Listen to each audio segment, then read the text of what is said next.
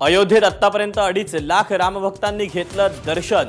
उत्तर प्रदेशचे मुख्य सचिव आणि कायदा सुव्यवस्थेसाठी पोलीस महासंचालक अयोध्येत तळ ठोकून।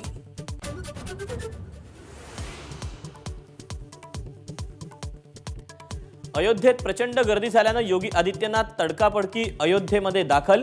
गर्दीचं योग्य व्यवस्थापन न केल्यानं अधिकाऱ्यांवर संतापले योगी।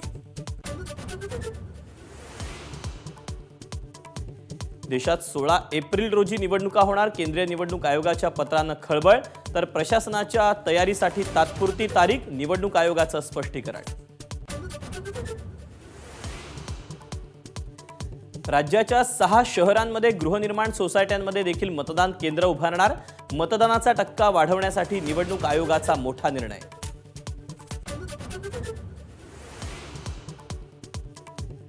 भाजपमध्ये भेकड जनता पार्टी। नाशिकमधील सभेतून उद्धव ठाकरेंचा भाजपवर हल्लाबोल।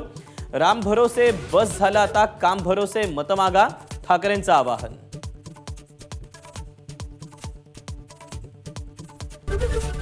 एबीपी माझा, उघडा डोळे बघा नीट।